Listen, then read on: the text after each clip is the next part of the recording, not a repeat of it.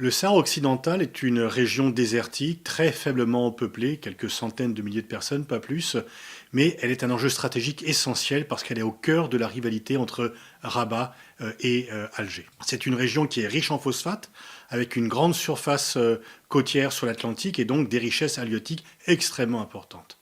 Pour le Maroc, il s'agit d'une cause nationale qui transcende tous les clivages. Personne ne conteste au Maroc, ou presque, l'idée que le Sahara est une région marocaine.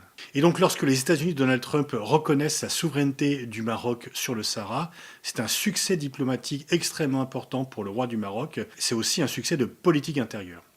Le fait que cela se fasse au prix de la reconnaissance d'Israël compte assez peu par rapport à ce succès diplomatique sur cette cause, une fois encore, qui est sacrée au Maroc. L'Algérie, elle, soutient l'indépendance du Sahara, parce que c'est la rivalité avec le Maroc. Donc quels sont les enjeux de cette rivalité? Quel est l'enjeu du Sahara pour le Maroc? À partir du XIe siècle, les Berbères investissent ce territoire. À partir du XVIe siècle et jusqu'au XIXe, les Marocains vont contrôler entièrement le territoire du Sahara. C'est à ce moment que les Espagnols, qui sont déjà implantés le long de la côte africaine, à partir des XIVe et XVe siècles, vont vouloir prendre le contrôle de la région. Les Espagnols instituent un protectorat sur le Sahara occidental à partir de 1884. Dès son indépendance, en 1956, le Maroc va réclamer le retour de sa souveraineté sur le Sahara. Il fait valoir ses liens historiques antérieurs à la colonisation française. L'Espagne de Franco va bien sûr refuser cette revendication, c'est un pouvoir dictatorial et qui par ailleurs a l'esprit colonial. La Mauritanie va également réclamer la souveraineté sur le Sahara lorsqu'elle acquiert à son tour l'indépendance. En 1973, Franco est toujours au pouvoir, le Sahara est toujours espagnol, et crée le Front Polisario qui demande l'indépendance du territoire, qui est d'ailleurs classé parmi les territoires à décoloniser par les Nations Unies. En 1975, Franco meurt, la démocratie s'installe en Espagne et l'Espagne quitte le Sahara parce que le passé colonial ne peut pas concerner cette nouvelle démocratie. Il est prévu de mettre en place une administration tripartite entre l'Espagne, le Maroc et la Mauritanie, tandis que de son côté, l'Algérie soutient les revendications du Polisario parce que pour l'Algérie, il est impossible de voir le Maroc étendre son territoire, avoir un accès étendu sur l'Atlantique, et c'est la rivalité entre ces deux pays du Maghreb, l'Algérie qui est proche de l'Union soviétique, le Maroc qui est plutôt pro-occidental. En 1975, le roi du Maroc, Hassan II, prend une initiative spectaculaire. Il va prendre le contrôle du Sahara, mais de façon pacifique, par une marche, la marche verte, une marche pacifique. C'est pas des militaires, c'est pas des soldats, ce sont des Marocains qui, dans l'enthousiasme le plus absolu et par ferveur patriotique et soutien au roi, avancent et prennent possession du Sahara. Le Front Polisario dénonce cette prise de contrôle et en février 1976, il va proclamer la République arabe sahraoui démocratique, la RASD.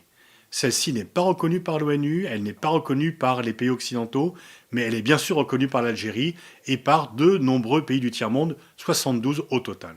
Aujourd'hui, il n'y a plus qu'une trentaine de pays qui reconnaissent la RASD, qui a été admise en 1982 à l'Organisation de l'Unité africaine, ce qui a causé le départ immédiat du Maroc.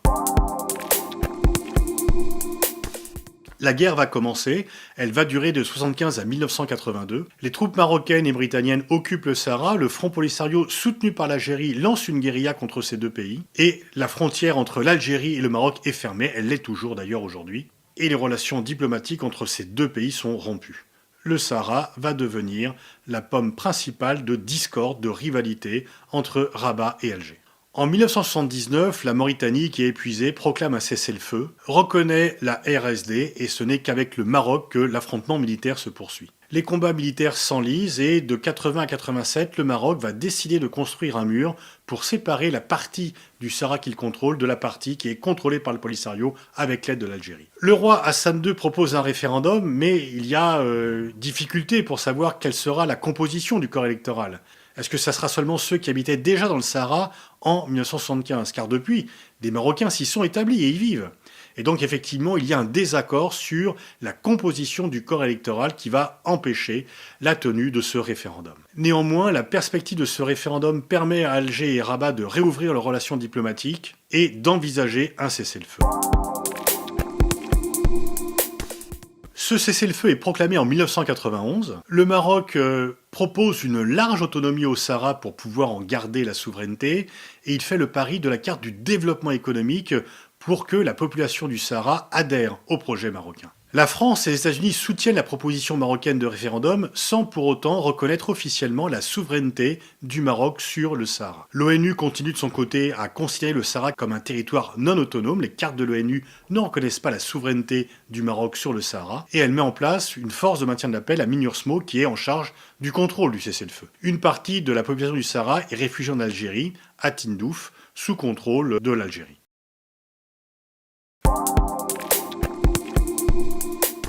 Le Maroc joue donc la carte du développement économique pour obtenir l'adhésion des Saharouis à la souveraineté du Maroc. En 2017, il y a un tournant important. Le Maroc, sous l'impulsion de Mohamed VI, réintègre l'Union africaine. Le pari du Maroc est de dire qu'il faut le mettre dedans pour obtenir finalement que des pays cessent de reconnaître la République arabe saharoui démocratique et reconnaissent la souveraineté du Maroc. Et effectivement, certains pays vont cesser de reconnaître la RSD.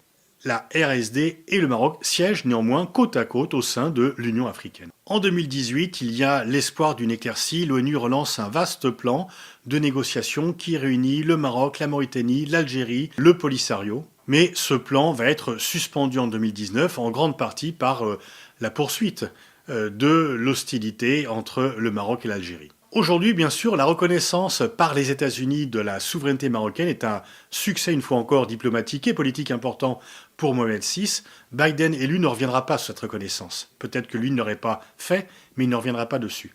Par contre, la France, pour le moment, ne veut pas franchir ce pas parce qu'elle soutient toujours la perspective d'une solution onusienne et comme membre permanent du Conseil de sécurité, c'est effectivement extrêmement important pour eux. Donc il y a un succès pour le Maroc, mais la question n'est toujours pas réglée. Le conflit est un conflit gelé, de très basse intensité, mais il demeure un conflit potentiel. Pour le Maroc, il n'est pas question de renoncer au Sahara, une fois encore, c'est une cause sacrée. Mais pour l'Algérie aussi, c'est une question de principe. Elle ne veut pas reconnaître la souveraineté du Maroc et tant que les relations entre les deux pays sont basées sur l'hostilité et tant que le régime algérien estime qu'il faut soutenir le Polisario, eh bien le Polisario continuera de contester la souveraineté du Maroc. Alors on pourrait dire que le pouvoir algérien est en difficulté, mais c'est justement pour cela qu'il ne veut pas abandonner la cause saharoui pour des questions de principe. Mais ici comme ailleurs, il n'y a pas de solution militaire à ce conflit, il faut une solution politique qui soit agréée par tous les protagonistes pour permettre le développement le plus harmonieux de la région et de sa population.